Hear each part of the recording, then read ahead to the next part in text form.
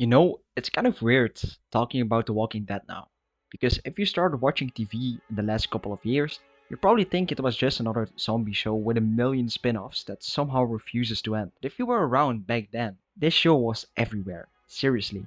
I don't think people realized just how massive The Walking Dead actually was. Every Monday morning, people were talking about the newest episode. Social media was full of spoilers, and if you hadn't watched it yet, you basically had to avoid the internet like it was infected. The point is, The Walking Dead wasn't just another successful TV show, it was a genuine cultural phenomenon. At its peak, episodes were pulling in well over 17 million viewers, making it one of the biggest cable television shows ever. That's the kind of audience most shows today can only dream about. Heck, some streaming platforms would probably sacrifice an intern for those numbers. Actually, let's not give Netflix any ideas. The show premiered back in 2010 based on Robert Kirkman's comic series of the same name. The premise wasn't exactly groundbreaking, zombie apocalypse, people trying to survive, but what made it different was that the zombies were never really the point. The real danger was always the people. And honestly, that's what hooked people. It wasn't just watching zombies get their heads smashed in, which, don't get me wrong, was pretty entertaining. It was watching normal people slowly becoming unrecognizable after years of surviving. But what made The Walking Dead special wasn't just the characters, it was the feeling that anyone could die. There wasn't any plot armor. If your favorite character walked into a room, there was always that little voice in the back of your head going, yeah, they're probably not making it out this one. That unpredictability made every episode feel like an event. People weren't just watching because zombies are cool, they were watching because they genuinely had no idea what was going to happen next. And for a while, that worked perfectly. The Walking Dead wasn't just AMC's biggest show, it was the show, which makes what happened next so much more disappointing. The Walking Dead didn't suddenly become bad, it slowly became comfortable. And weirdly enough, that's almost more dangerous. See, when the first few seasons came out, every episode felt like it had somewhere to be. Rick wakes up in a hospital, he finds his family, they lose the camp, they find Herschel's farm, the farm falls, they end up in a prison, the governor shows up. Everything was constantly moving. The story always felt like it was building towards something bigger, then somewhere around the middle of the show, the pace hit the brakes, hard. Instead of feeling like one long story, seasons started feeling like they were split into little chunks. The group would find a new community, things would seem okay for about 12 minutes, everything would explode, and repeat. Now, don't get me wrong, I actually like slower episodes. Some of the best television ever made takes its time. The problem is, there's a difference between slow and stretched. And The Walking Dead started feeling stretched.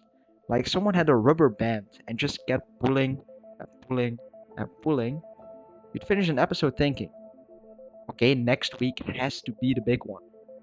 The next week rolled around, and somehow everyone was still walking through the same forest, having the same conversation. I swear, if you turned walking through trees into a drinking game, you wouldn't survive season 6. But the pacing wasn't the only thing changing. The show also started leaning into something that worked really well at first: shock value. Now, don't misunderstand me, The Walking Dead was always shocking. That's part of its identity.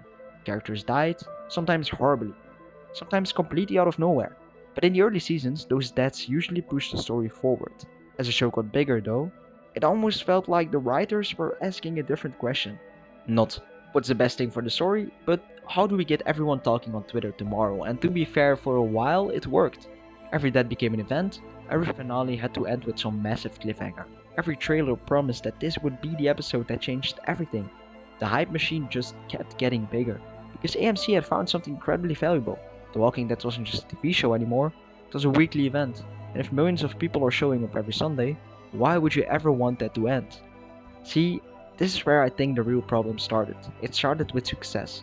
Because once a show becomes this successful, there's an enormous temptation to keep squeezing every last drop out of it. One more season, one more cliffhanger, one more shocking moment, one more year. And eventually, those little decisions started adding up. At first, most fans didn't really mind. The ratings were still incredible, and the characters were still lovable. Until AMC made one decision that completely changed the relationship between the show and its audience. And if you've ever watched The Walking Dead, you probably already know exactly what I'm talking about. That dumpster. Now, if you've never watched The Walking Dead, that last line probably sounded really stupid. A dumpster, really? Yes, a dumpster. And somehow that dumpster became one of the most frustrating moments in the entire show. So, for the people that don't remember or didn't watch the show, here's what happens. Glenn, who by this point had become one of the show's most beloved characters, is trapped in an alley surrounded by hundreds of walkers. Another character falls on top of him. The camera zooms in, there's blood everywhere, walkers ripping someone apart, and the episode ends. It was one of those moments where absolutely everyone was talking about the show. And then, a few episodes later, surprise, Glenn was actually hiding under the dumpster the whole time. He crawls out, gets away, and somehow survives. People weren't mad because Glenn survived, they were mad because they felt tricked. The show had spent years earning the audience's trust. When somebody died, they died. There were consequences. So when the writers started using fake deaths just to create buzz between episodes, it felt cheap. Like they were less interested in telling a great story and more interested in getting everyone to tweet about it for a week. And here's the thing, if that had just been one weird creative decision, people probably would have forgotten about it. But they didn't, because somehow AMC managed to make an even bigger mistake, the season 6 finale. Now, I actually remember watching this live, and if you did too, you probably remember sitting there thinking, okay, who's Negan going to kill? The entire episode builds toward this moment. Negan finally arrives. Jeffrey Dean Morgan absolutely nails his performance from the second he steps on screen. He lines everyone up, starts his little eeny meeny miny mo speech, lifts Lucille, and the screen goes black. Credits. That's it. I wish I was joking. The show spent an entire season building up one of the biggest moments from the comics, and then told everyone, see you in 6 months. I don't know who in the writer's room looked at that ending and went, yeah, people are gonna love waiting half a year for this. But I'd like to have a conversation. A respectful one, probably. And to be fair, it worked. Sort of. Everyone was talking about it. News outlets covered it, YouTube exploded with theories. Fans were trying to analyze camera angles like they were investigating a crime scene. Who died? Was it Glenn, Daryl, Maggie, Michonne? But here's the problem. There's a huge difference between keeping people excited and keeping them frustrated. Eventually, people stopped feeling excited, they started feeling manipulated. And that's a dangerous place for any TV show to be. And then, season 7 finally arrived. Negan swung the bat, Abraham died, and then, just when you thought it was over, he killed Glenn too. Now before anyone starts clipping this out of context, no, I'm not saying Glenn shouldn't have died. It's one of the most important moments in the entire story, and honestly, the scene itself is incredibly well acted. It's brutal, it's horrifying, it's exactly what it needed to be. The problem wasn't Glenn's death, the problem was everything that came before it, the fake out, the cliffhanger, the 6 month wait. By the time viewers finally got the payoff, a lot of the emotional impact had already been replaced by exhaustion. And that's the part people often forget. Glenn's death didn't make millions of people stop watching overnight, it made a lot of people realize they were getting tired. And unfortunately, the show was only just getting started, because after one of the most shocking moments in television history, The Walking Dead somehow found a way to slow down.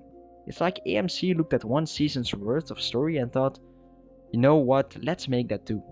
I mean, if I had $1 for every dramatic conversation that happened in the middle of the woods, I could probably fund another Walking Dead spin-off. But please don't, because I think we've got enough. At this point, The Walking Dead had another problem, Carl. Now, I'm still not over this one, and honestly, I don't think the writers are either. Carl wasn't just another side character, the entire story literally starts because Rick is trying to find his family.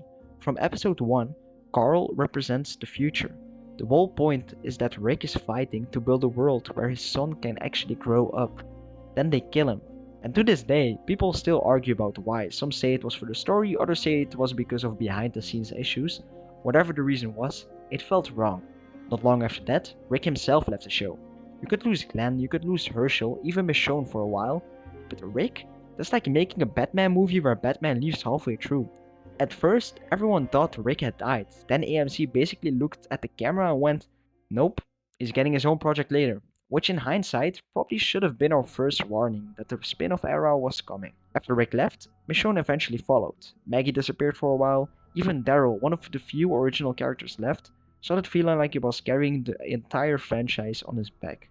And somehow, AMC looked at all of this and decided the solution wasn't to bring the story to a satisfying end, it was to make even more Walking Dead.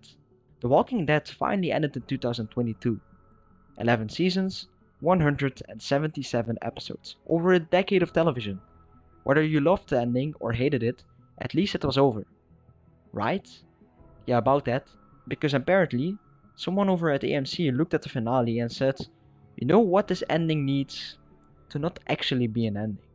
Instead of letting one of television's biggest shows rest, they turned it into what genuinely feels like its own cinematic universe. You've got Fear the Walking Dead, you've got The World Beyond, Tales of the Walking Dead, Dead City, Daryl Dixon, The Ones Who Live, and I'm probably forgetting one because at this point, they reproduce faster than the Walkers. Now to be fair, not all of these shows are bad. I've actually heard a lot of good things about Daryl Dixon, and The Ones Who Live finally give fans more of Rick's story, which people had been waiting years for. So this isn't me saying every spin-off is some unwatchable disaster, it's more that who exactly were they making all of these for? Because by the time most of these shows came out, the massive audience that made The Walking Dead a phenomenon had already moved on. The average person wasn't sitting there thinking, man, I really need another 6 seasons of zombies. Most people were just happy they finally finished the main show. It almost felt like AMC confused having a loyal fanbase with having the same audience they had back in 2015. And honestly, I get it. If you own one of the biggest TV franchises ever, of course you don't want to let it go. That's a business. Business is like money. Shocking information, I know. But sometimes, knowing when to stop is what keeps people loving something. Instead, The Walking Dead became one of those franchises where every time you think you've reached the end, another show pops up. It's like a walker. You think you finally killed it, then 5 minutes later, it's still grabbing your ankle again. But I think The Walking Dead became bad because of one thing. It was because the show forgot one really important thing. Stories are supposed to end. Some of the greatest shows ever made are remembered because they knew when to stop. They told the story they wanted to tell, wrapped everything up, and left people wanting just a little bit more. The Walking Dead did the opposite.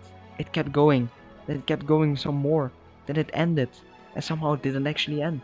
And honestly, that's becoming a pretty common problem. Every successful franchise today seems to follow the exact same cycle. One show becomes popular, then it gets another season, then another, then a prequel, then a sequel, 3 spin-offs, a crossover, cinematic universe, a mobile game. Okay, maybe I'm exaggerating a little bit. Actually, I don't even know if I am anymore. Eventually, the conversation changes. People stop asking, have you watched it yet? And start asking, wait, it's still going. And honestly, I think that's the saddest part. Because despite everything I've said in this video, I still love The Walking Dead.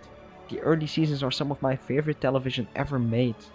Rick Grimes is still one of my favorite protagonists. Negan is one of the most entertaining villains I've ever watched.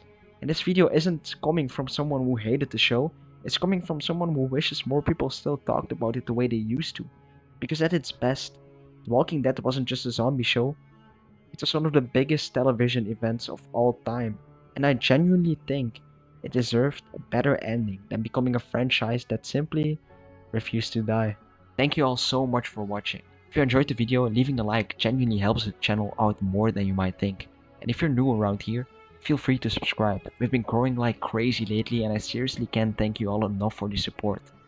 And while you're down there, I'm curious. When did you stop watching The Walking Dead? Or did you actually stick around till the very end? Either way, I'll see you all in the next one.